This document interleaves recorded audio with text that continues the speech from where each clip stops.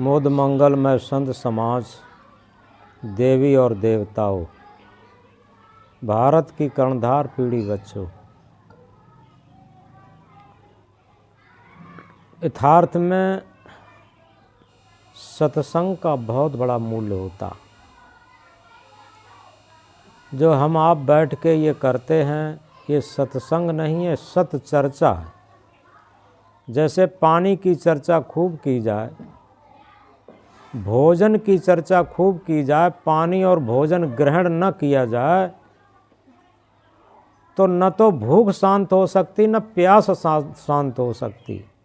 इसी तरीके से सत्संग की चर्चाएं तो खूब होती, कथाएं तो खूब होती, लेकिन उस सत्संग को हम धारण नहीं करते, उस सत्संग और कथा को ग्रहण नहीं करते।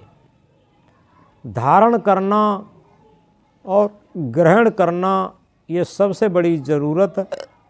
जिस तरीके से कोई बीमारी होने पर हम किसी डॉक्टर के पास जाते हैं, डॉक्टर दवा दे देता है और परहेज बता देता।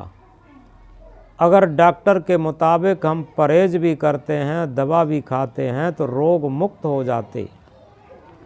इसी तरीके से शोक मुक्त होने के लिए हम संत सद्गुरु रूपी डॉक्टर के पास जाते हैं।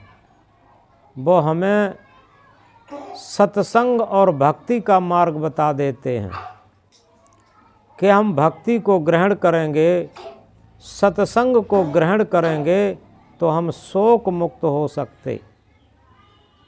रामायण की एक चौपाई कहती है, चिंता से सुध बुद्धि हरत, घटत रूप गुण ज्ञान। चिंता से सुध बुद्धि हरत, घटत रूप गुण ज्ञान। लाज काज विद्या, घटत चिंता चिता समान। जब हम देखते हैं हमारे विद्यार्थी जीवन में खाने के लिए भी कम था, खर्च करने के लिए भी कम था, पैदल पढ़ने के लिए जाना पड़ता था, और ये सब होने के बाद भी लोग कंबाइंड परिवार में रह कर के और बहुत प्रसन्नचित जीवन जीते थे। आज भले ही हम लोग धन दौलत कमा लिए हों, महल मकान बना लिए हों, घोड़ा गाड़ी वाहन इकट्ठे कर लिए हों, लेकिन आज एक छोटा बच्चा कहता मिलता है कि मम्मी आज हमें टेंशन बहुत है। यथार्थ में पहले ये टेंशन शब्द ही नहीं जानते थे, चिंता शब्द ही नहीं जानते थे, लोग मस्त रहते थे। पहले ये था कि भूख लगी क्या खाएं, अब क्या है क्या खाएं जिससे कि भूख लगे। तब भूख बहुत थी, खाने को कम था। आज खाने की कोई कमी नहीं है, लेकिन भूख बहुत कम है। पहले क्या होता था,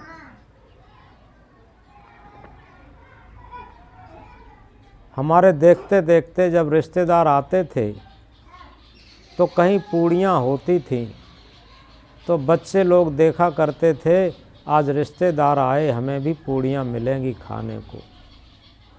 बहुत आनंद मनाते थे।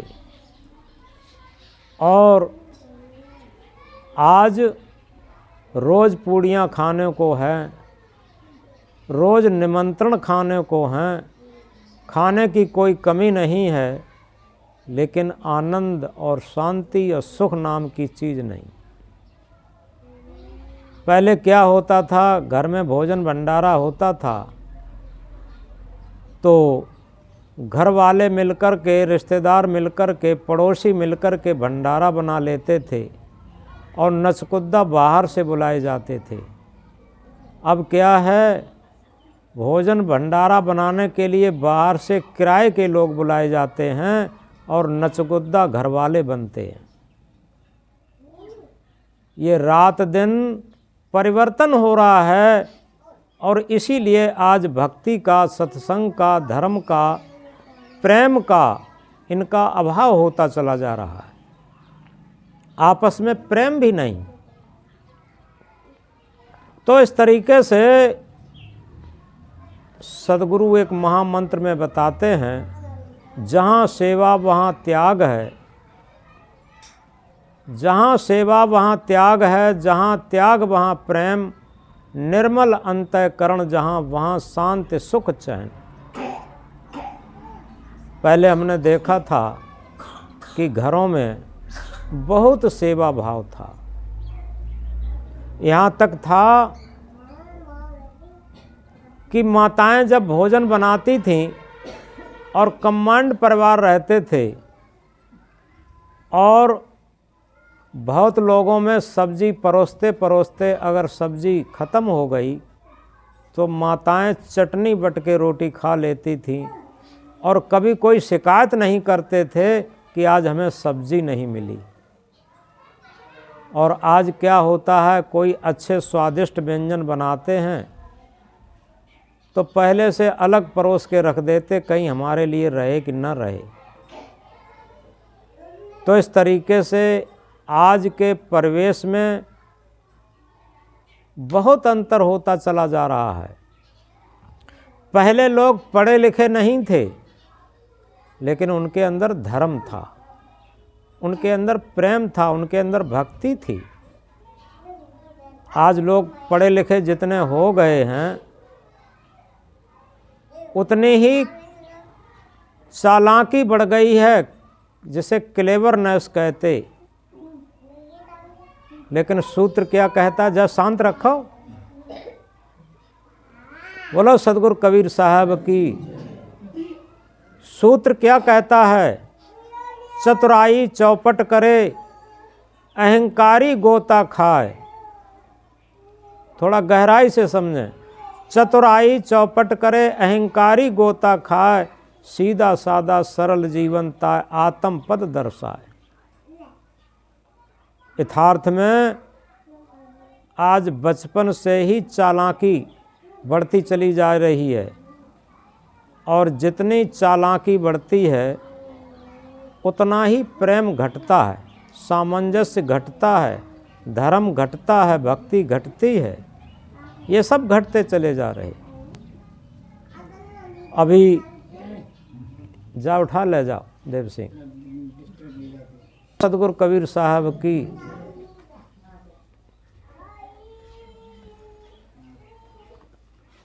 अभी पिछले वर्षों में बाराबंकी आश्रम पर प्रोग्राम हुआ था, तो केरल के राज्यपाल आए थे और केरल के राज्यपाल ने अपने प्रवचन में एक बहुत महत्वपूर्ण बात कही थी। उन्होंने कहा था कि धर्म तो लोग मंदिर में खोजते हैं, धर्म तो लोग मस्जिद में खोजते हैं, धर्म को लोग तीर्थ व्रत में खोजते हैं, धर्म को लोग पूजा पाठ में खोजते हैं, धर्म को लोग यज्ञ हवन में खोजते हैं। उन्होंने कहा धर्म तो हमने बहुत पहले देहात में गरीब लोगों के अंदर देखा था। वो आपस में बैठ करके जब बात करते थे तो कहते थे कि भैया हृदय के तराजू पर तौल करके न्याय करना और आत्मा के तल पर व्यवहार करना। हृदय के तराजू पर तौल करके न्याय करना और आत्मा के तल पर व्यवहार करना, ये सच्चा धर्म होता। दुनिया में इससे बड़ा कोई धर्म नहीं, दुनिया में इससे बड़ा कोई सत्संग नहीं, और दुनिया में इससे बड़ी कोई भक्ति नहीं, और इससे बड़ी कोई पूजा नहीं। तो इसलिए हमारा हृदय सब कुछ जानता है। सदगुरु कबीर साहब क्या कहते हैं, आवाज़ सुनो अपने दिल की, क्यों औरों के मसले सुनते। यथार्थ में ये गृहस्थी और विरक्ति का सवाल नहीं है। हर आदमी को अपना जीवन मिला है। यदि हम अपने जीवन की उन्नत करते हैं, हम धन दौलत की उन्नत कर लेते, मकान महल की उन्नत कर लेते, रुपया पैसा की उन्नत कर लेते, सब कुछ कर लेते, लेकिन हम जीवन की उन्नत नहीं करते। रात दिन हमारे जीवन की अवनति हो रही है, क्योंकि जीवन किसी मकान महल को, कपड़ा लित्ता को, सोना चांदी को इसे नहीं कहते। शरीर को भी जीवन नहीं कहते। हमारा जीवन हमारी आत्मा है। शरीर के अंदर जब सत्य आत्मा नहीं होगी तो जीवन ही नहीं होगा। लेकिन विचार करके देखें, जन्म से लेकर मृत्युकाल तक उस सत्य आत्मा का हम कितना महत्व मानते, उस सत्य आत्म रूपी परमात्मा का हम कितना महत्व मानते। ईश्वर ईश्वर, परमात्म परमात्म, भगवान भगवान तो बहुत रटते हैं, लेकिन उसका महत्व नहीं जानते। रटने से क्या होगा? वही हम पानी पानी रटें और पानी पिए ना, भोजन भोजन रटें, भोजन ग्रहण ना करें। इसी तरीके से आत्म परमात्मा तो खूब रटें, लेकिन आत्म परमात्मा की आवाज़ सुन करके अपना जीवन और अपना मन अंतःकरण निर्मल न बनाएं। देखो रामायण की चौपाई क्या कहती है, निर्मल मन सोई जन मोह पावा, मोह कपट छल छिद्र न भावा। जिसका मन निर्मल है, पवित्र है, वही राम स्वरूप, आत्म स्वरूप, परमात्म स्वरूप को प्राप्त कर सकता। वहाँ छल कपट नहीं चलता। तो इसलिए सबसे बड़ी बात यही है कि जब तक हमारा मन अंतःकरण निर्मल नहीं होगा, क्यों किसी दर्पण में जब हम चेहरा देखते हैं तो क्या करते हैं, सबसे पहले हम दर्पण को साफ करते हैं। एक भजन में कहते हैं कि जो चेहरा देखना चाहिए दर्पण को मांजता रहिए, दर्पण में लागी काई तो दरस कहाँ से पाई। जो दरस देखना चाहिए दर्पण को मांजता रहिए, दर्पण में लागी काई तो दरस कहाँ से पाई। यथार्थ में हम आत्मा परमात्मा का दर्शन करना चाहते, उसका साक्षात्कार करना चाहते, लेकिन अपने अंतःकरण रूपी, अपने मन रूपी दर्पण को मांजते नहीं, स्वच्छ नहीं करते, निर्मल नहीं बनाते, पवित्र नहीं बनाते। जब हमारा मन निर्मल होगा तो आत्म परमात्मा कहीं बाहर ढूंढने की चीज़ नहीं है, वो तो हमारे अंदर ही है। तुलसीदास ने भी कहा है, घट में है सूजत नहीं, धिक धिक तिनकी जिंद, तुलसी या संसार को भव मोतिया बिंद। तुलसीदास कहते हैं घट में ही वो परमात्मा विराजमान है, संसार को तो मोतिया बिंद हो गया, उसे दिखाई नहीं देता। कबीर साहब ने कहा, कस्तूरी कुंडल बसे मृग ढूढ़े बनमाए, ऐसे घट घट राम है दुनिया जानत ना है। ज्यों तिलमाही तेल है त्यों चकमक में आग, तेरा साईं तुझ में जाग सके तो जाग। यथार्थ में हम समझ नहीं पाते। एक्शन टू रिएक्शन, क्रिया की प्रतिक्रिया होती है, कारण से ही कार्य होते। पहले हम कारण बनाते हैं तब कार्य संपादित होता। हम लोग सोचते हैं कि आखिर दुख कहाँ से आया। दुख का अलग कारण है, सुख का अलग कारण है। बिना कारण के दुख नहीं आएगा, बिना कारण के सुख नहीं आएगा। सुख का कारण है आत्मा के तल पर, आत्मा की आवाज़ पर जीवन जीना, ये सुख का कारण है। दुख का कारण है मन की, इंद्रियों की गुलामी में, स्वार्थपरता की लोलुपता में अपने जीवन को गंदा बनाना, ये दुख का कारण है। जितना ही हमारा मन अंतःकरण स्वार्थ की संकीर्णता में, पापों की गंदगी में गंदा होता चला जाएगा, उतना ही हमारा दुख बढ़ता चला जाएगा। और जितना हमारा अंतःकरण पवित्र और निर्मल होगा, निस्वार्थ सेवा भाव होगा, अंतःकरण में प्रेम जागृत हो जाएगा, हृदय से प्रेम प्रस्फुटित हो जाएगा, तो निश्चित है सुख आ जाएगा। एक व्यक्ति यात्रा पर निकला तो एक सड़क पर जा रहा था। वो सड़क 2 भागों में बट जाती है। अब वो सोचता है कि हम किधर जाएं। एक तरफ बहुत चिकनी चपड़ी सड़क थी, लेकिन एक बोर्ड लगा था आगे, ये रास्ता दुख की तरफ जा रहा। एक तरफ ऊंची नीची ज़मीन थी सड़क की, पथरीली ज़मीन थी सड़क की। उस पर एक बोर्ड पर लिखा था, ये रास्ता सुख की तरफ जा रहा। अब वो विचार करता है कि इधर रास्ता साफ है, लेकिन इस पर लिखा है ये दुख की तरफ जा रहा है। इधर ऊबड़ खाबड़ रास्ता है, इस पर लिखा सुख की तरफ जा रहा है। तो सबसे पहले उसने सोचा कि ये रास्ता साफ है, इधर हम चल के देखते हैं।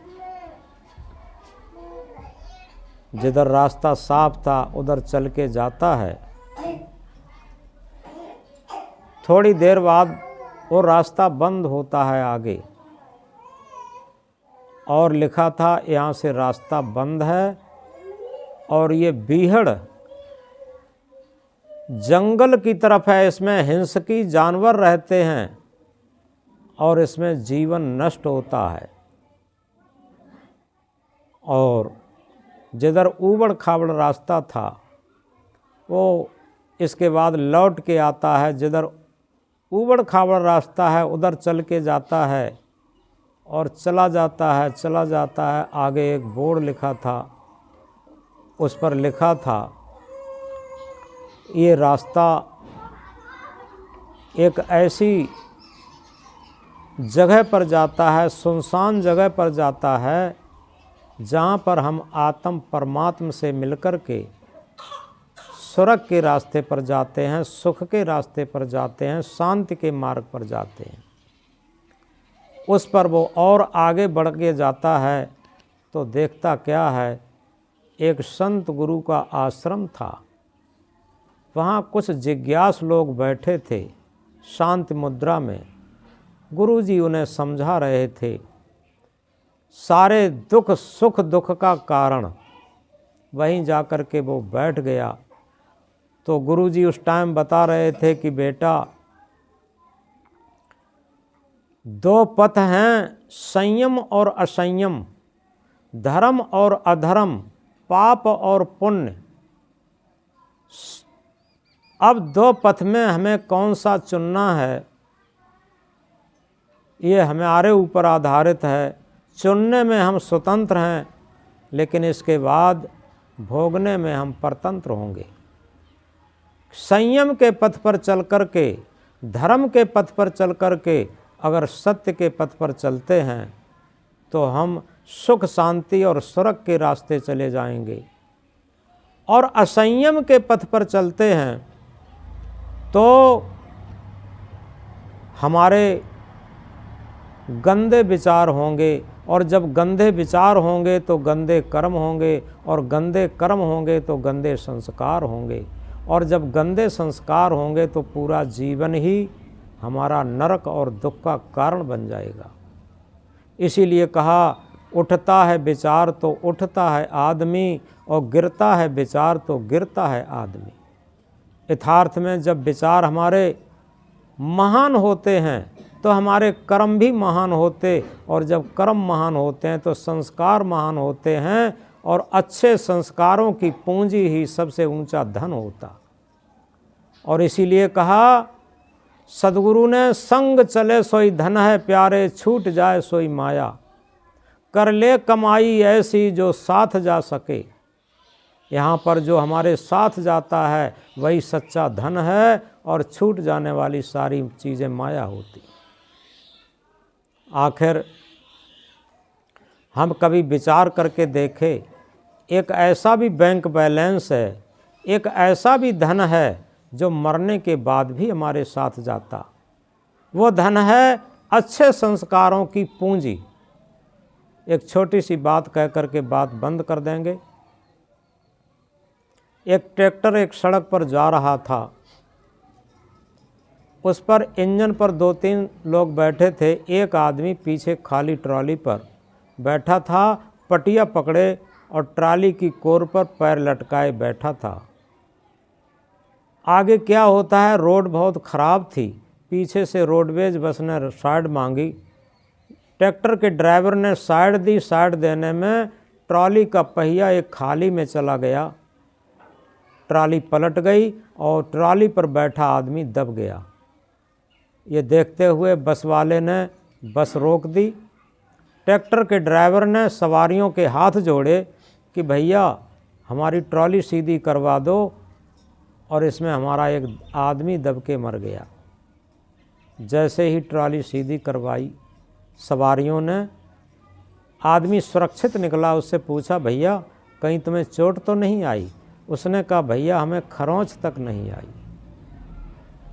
तो एक आदमी ने पूछा, भैया एक बात बताओ, नीचे सड़क थी पक्की, ऊपर ट्रॉली थी, जरा भी लग जाती तो तुम्हारा हाथ पैर टूट ही सकता था, खोपड़ी फूट ही सकती थी। दूसरी बात यह है कि तुम आगे को पैर लटकाए बैठे थे, पटिया पकड़े थे, लेकिन तुम अंदर कैसे चले गए? तो उसने कहा, भैया हमें कोई पता नहीं, कि हमें तो ऐसा लगा कि ट्रॉली पलटी, हमारी आंख मिच गई और कोई धक्का सा लगा, हम अंदर पहुंच गए। एक आदमी ने पूछा, भैया एक बात बताओ, तुम करते क्या हो? तो उस व्यक्ति ने कहा, भैया हम गरीब आदमी हैं। दूसरी बात यह है कि हम सुबह से दोपहर तक जो टूटे फाटे फ्रैक्चर हो जाते हैं हाथ पैर में, वो संभाल लेते हैं और संभाल के पट्टी बांध देते हैं, दवा दूरी कर देते हैं। इनका कोई पाई पैसा नहीं लेते। कोई दवा खरीदने की होती है तो हम लिख देते हैं, वो लोग खरीद देते हैं। तो एक छाक हम सेवा का काम करते हैं, गरीबों की और इनकी सबकी, और एक छाक हम अपनी खेती बाड़ी में काम कर लेते हैं। हमारा छोटा परिवार है, अपनी आराम से गुजर बसर करते रहते हैं। सुबह शाम हमारे गुरु जी ने जो भक्ति बताई है, हमें मंत्र बताया है, उसका स्मरण कर लेते हैं, और ऐसा हमारा परम शांत में जीवन चल रहा है। तो सभी जितने खड़े थे सबकी आंखों में आंसू छलक आए कि भैया तू आदमी नहीं देवता है। यथार्थ में तेरे पुण्य संस्कार ही ऐसी कठिन परिस्थिति में काम कर गए, जहाँ पर पैसा काम न कर सके, जहाँ पर परिवार वाले मित्र बांधव सगे रिश्तेदार काम न दे सकें, वहाँ पर हमारा पवित्र संस्कार काम देता। तो इसलिए हमारे जीवन की सच्ची उपलब्धि बाहरी भौतिक उन्नत नहीं है, हमारे जीवन की सच्ची उपलब्धि है भौतिकता के साथ साथ आध्यात्म को भी लेता चल, आध्यात्म को भी लेता चल, जड़ विषयों से हट करके आत्म स्वरूप में रमता चल। हमारा शरीर भौतिक है, हम भौतिक उन्नत भी करें और आध्यात्मिक उन्नत भी करें। हम अपने विचार महान रखें, उच्च महान हाई थिंकिंग। जितने हमारे उच्च विचार होंगे उतने ही हमारे अच्छे संस्कार होंगे। तो इस तरीके से इसी को कबीर साहब कहते हैं, कबीर कमाई आपनी निष्फल कभू न जाए, बोया पेड़ बबूल का आम कहाँ ते खाए। सुर नर मुनि और देवता सात दीप नौ खंड, कहें कबीर सब भोग या दे धरे को दंड। अरब खरब लो द्रव्य हो, उदय अस्त लो राज, भक्त महात्म ना तुले, ये सब कौन है काज। अरब से खरब तक द्रव्य हो जाए, उदय से अस्त तक राज हो जाए, लेकिन भक्ति के मुकाबले कोई धन दुनिया में नहीं हो सकता। एक भक्ति धन ही एक ऐसा धन है जो हमारे साथ जाता है। यही सच्चा बैंक बैलेंस है, सच्चा मित्र है हमारा। तो इस तरीके से आज के सत्संग में जीवन को जागृत करने वाली, सत्संग के महत्व को रखने वाली और अपने परिवार में प्रेम संगठन से कार्य करते हुए, उन्नत करते हुए और भक्ति की भी उन्नत करते चलें, ये हमारे जीवन की सच्ची सफलता है। बोलो सद्गुरु कबीर साहब की जय। जय गुरु शरणम।